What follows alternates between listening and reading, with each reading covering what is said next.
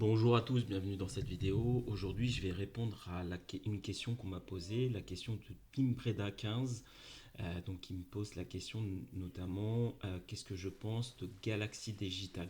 Donc on va voir dans cette vidéo du coup est-ce que c'est un investissement qui est intéressant ou non. Si ce n'est pas encore fait, si vous découvrez la chaîne, n'hésitez pas à vous abonner. Euh, donc dans cette chaîne Amplitude, j'analyse notamment le secteur des crypto-monnaies, les cryptos qui peuvent être intéressantes, mais pas que. J'analyse aussi le secteur des stocks, puisque c'est un secteur qui peut offrir notamment de belles perspectives. Typiquement, j'ai fait une vidéo dernièrement d'une action qui m'a permis de rapporter plus de 1000%. Donc des personnes qui sont uniquement orientées crypto-monnaie, quelque part c'est un peu dommage puisque c'est important également de regarder ce qui se fait ailleurs et le secteur des stocks peut offrir des rendements également tout aussi intéressants. Et inversement, si vous n'êtes que stocks, donc ça vous permettra de découvrir également des investissements dans le secteur des crypto-monnaies. Donc je vous invite à vous inscrire. Pareillement, je fais l'analyse des portefeuilles des meilleurs gestionnaires de portefeuilles au monde. Pourquoi? Parce que j'ai la conviction que pour être un excellent, un très bon investisseur, il faut s'inspirer des meilleurs. On ne réinvente pas la roue, on s'inspire de leur psychologie, de leur philosophie d'investissement. J'ai fait dernièrement notamment l'analyse du portefeuille de Monish Pabray, Warren Buffett et également d'autres. Donc je vous invite à regarder un peu tout ça sur la chaîne. Je vous propose de commencer maintenant sur la question de Tim Breda. Qu'est-ce que je pense de Galaxy Digital? Donc si vous ne connaissez pas Galaxy Digital, c'est une entreprise qui évolue notamment dans le secteur de la blockchain.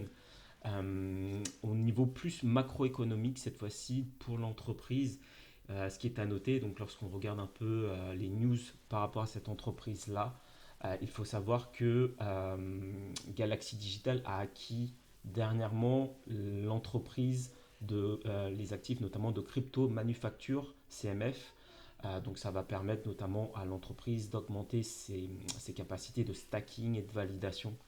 Donc du coup ça c'est plutôt pas mal. Elle renforce donc du coup sa position en tant que vraiment fournisseur d'infrastructures blockchain, etc. Point également très intéressant, c'est qu'actuellement Galaxy Digital compte notamment potentiellement s'inscrire au Nasdaq. Donc ça lui offrirait notamment une visibilité supplémentaire si actuellement, donc c'est une entreprise qui n'est pas cotée actuellement au Nasdaq, mais effectivement si elle décide de s'inscrire au Nasdaq, ça peut également améliorer sa visibilité. Donc maintenant, on va faire une analyse. Donc là, on a la vision un peu macroéconomique. Le Bitcoin a cassé son ATH. Donc on est sur une dynamique positive pour le secteur des crypto-monnaies. Pareillement avec les élections de Donald Trump. Donc ça peut amener notamment une accélération pour les stocks, mais également pour les secteurs des crypto-monnaies. Donc ça va être plutôt intéressant à suivre. Donc concernant Galaxy, si on commence par l'analyse technique, donc pour moi personnellement, quand je vois ça, je vais être totalement honnête avec vous, pour moi en tout cas, me concernant, c'est une stock qui ne m'intéresse pas. Pourquoi? Parce que, alors, donc ça, je vous invite à regarder notamment, j'ai fait des vidéos de formation gratuites et disponibles, notamment sur les stratégies d'investissement, que ce soit pour les stocks ou dans le secteur des crypto-monnaies. On investit toujours idéalement quand vous êtes en recherche d'un investissement long terme, intéressant, c'est d'investir en phase d'accumulation, comme ici quand c'est plat, attendre les phases d'accélération ensuite pour pouvoir revendre à la montée et ensuite attendre mais doucement que l'entreprise dump et ça va être dans ces moments d'attente de nouveau où il faut se repositionner. Donc là on est de nouveau sur un afflux ascendant.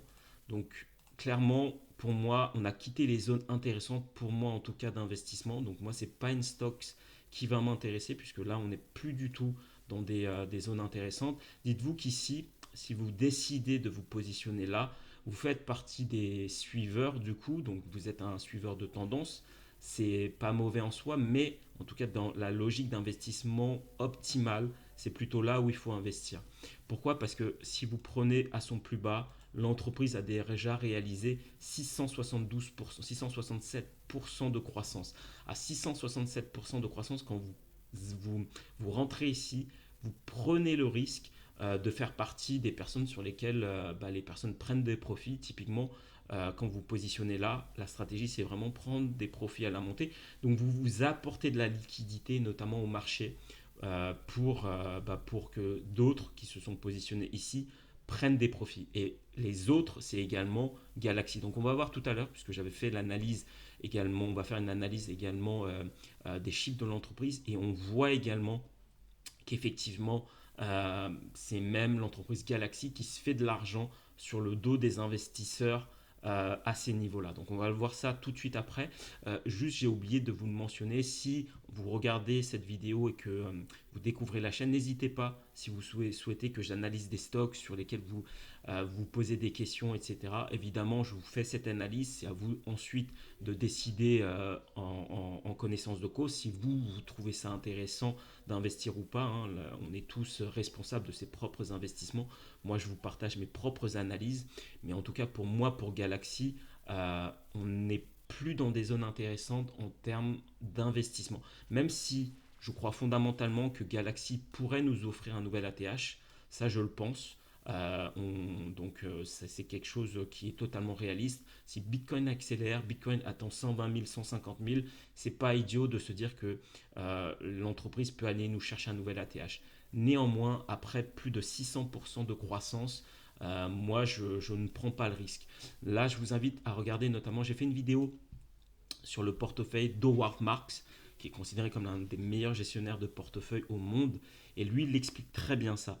Il dit la priorité en investissement, c'est pas vraiment d'acheter les bonnes actions, c'est d'acheter les bonnes actions à bon prix. Donc qu'est-ce que ça signifie quand on voit ça? Le bon prix, c'est là.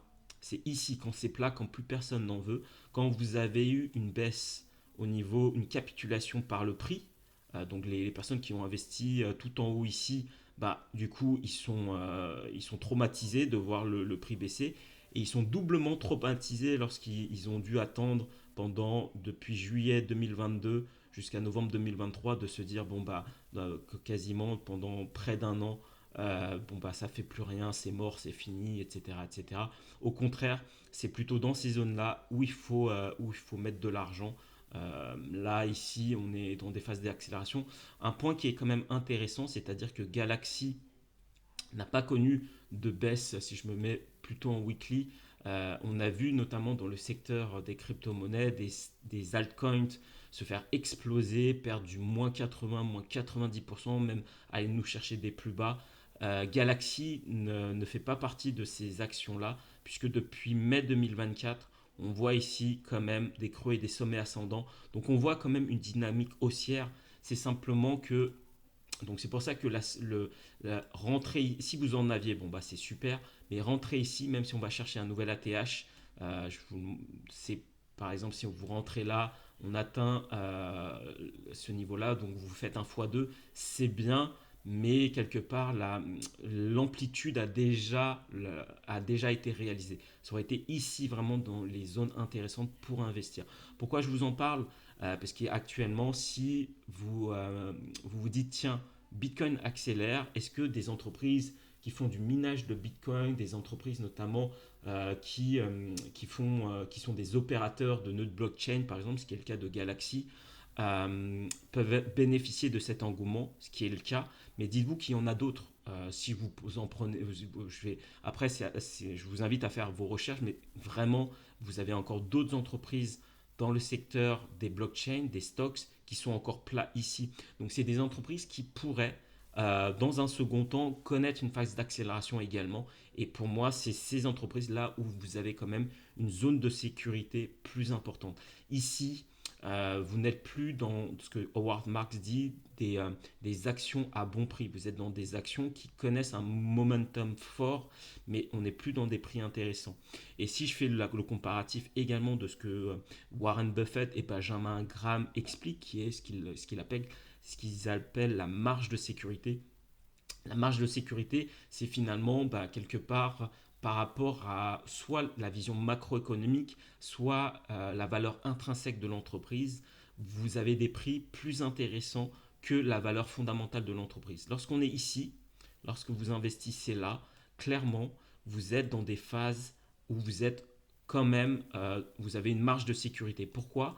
Parce que vous avez eu ces deux phases-là, la capitulation par le prix, la capitulation par le temps, et ici, on peut se dire, si vous croyez au secteur des crypto-monnaies, vous avez potentiellement une marge de manœuvre, d'amplitude, ce qui a été le cas, puisqu'il y a eu plus de 600% de croissance sur cette action-là. Et si vous avez une invalidation de votre, par exemple, vous étiez rentré là, ça va vous chercher du plus bas, bah oui, vous perdez moins 34%, mais quand vous arrivez ici, vous pouvez perdre beaucoup plus si vous laissez tourner l'action et donc du coup perdre vraiment beaucoup plus, hein. Donc du coup, si on, donc, du coup c'est moins intéressant. Dites-vous qu'il y a encore des stocks qui peuvent être beaucoup plus intéressantes. Après, comme je vous disais tout à l'heure, Galaxy, les personnes qui investissent ici, typiquement, vous apportez de la liquidité aux personnes qui prennent des profits. Et typiquement, Galaxy fait partie des personnes qui prennent de l'argent sur le dos des investisseurs qui investissent là. Je vous le montre tout de suite pour que vous puissiez comprendre. Donc là, ça ne se voit pas tout de suite si vous arrêtez simplement aux critères classiques comme le bénéfice par action, comme le price earning ratio, etc. Tout ça, ce sont des critères intéressants, mais il faut aller un peu plus loin. Donc, moi, je vous invite, et après, je le ferai peut-être une formation, notamment pour expliquer ces notions de compte de résultat, de bilan, de flux de trésorerie. Mais ce qui est à retenir ici au niveau des flux de trésorerie de l'entreprise, c'est de voir comment l'entreprise se fait de l'argent.